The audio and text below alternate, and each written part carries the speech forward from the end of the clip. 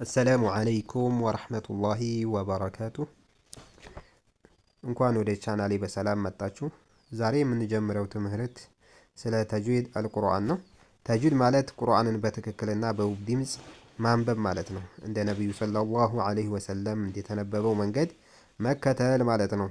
አላህ በቁርአኑ እንዲህ ይለናል፣ ወረቲሊል ቁርአነ ተርቲላ ይለናል። ቁርአንን በተጅዊድ አንብብ።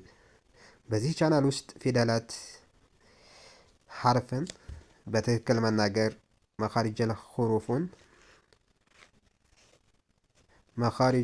ሁሩፍን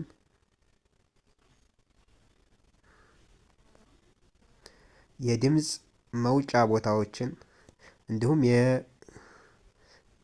የሐርፍ ባህሪያቶችን የተጅዊድ ህግ የሆኑትን እንደ ኢድጋም፣ ኢኽፋ፣ ኢቅላብ፣ ኢዝሃር መሰል የተጅዊድ ህጎችን የምንማማር ይሆናል።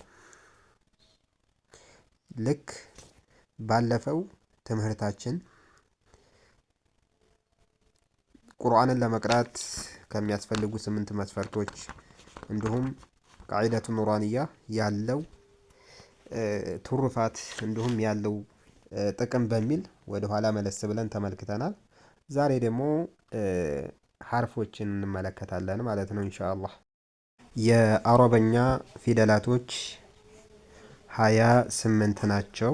እነሱም እዚህ ጋር በምስሉ የምንመለከታቸው ናቸው። እነዚህን 28 ፊደላቶች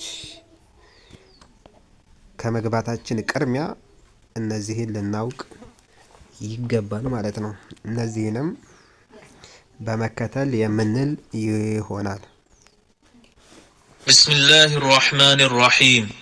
الدرس الأول حروف الهجاء المفردة: ألف، باء، تاء، ثاء، جيم، حاء، خاء، دال، ذال، راء، زاء، سين، شين، صاد، ضاد، طاء، ضاء، عين، غين، ثاء، قاف، كاف، لام، ميم، نون، واو، ها، همزة، يا.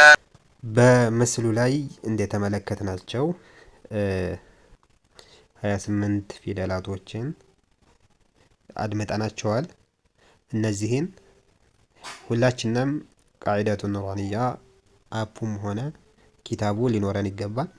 በቅድሚያ እነዚህን ከተገነዘብን በኋላ የእነዚህን ሐርፎች መውጫቸውንና እንዲሁም ባህሪያቸውን ምን እንደሚመስል መጀመሪያ ላይ እንደተነጋገር ነው በቀጣይ ቪዲዮአችን የምንመለከትና የምንማራቸው ይሆናል ኢንሻአላህ። ለሌላ ሰዎች ሸር በማድረግ የቀጣይ ትምህርት እንዳያመልጣቸው ወደ ቻናላችን እንዲከታተሉ ሸር በማድረግ አደራችሁን እላችኋለሁ። ረሱላችን ሰለላሁ ዐለይሂ ወሰለም አንድን ነገር ለሰው ያስተላለፈ ያንኛው ሰው በሰራበት ልክ ያገኛል ብለዋል። እናም እናንተ ሸር አድርጋችሁ ለሌላ ሰዎች እነዛ ሰዎች ደግሞ ተጅዊድን ተምረው ቁርአንን ሲቀሩ በዛ አጅር የምታገኙበት ይሆናል ኢንሻአላህ። ሁላችንም የምናገኝበት ይሆናል። አላህ ከሚመነዳቸው ሰዎችና ቁርአንን የቁርአን ሰው ከሚሆኑ አላህ አድርገን። ቻናላችንን ሰብስክራይብ በማድረግ እንዲሁም ሐሳብ አስተያየት ካላችሁ ኮሜንት ላይ በመጠየቅ የሚቀጥለው ትምህርት ወሳኝና አንገብጋቢ ስለሆነ እንዳያመልጣችሁ በማለት በዚህው እሰናበታችኋለሁ። ወሰላሙ አለይኩም ወራህመቱላሂ ወበረካቱሁ።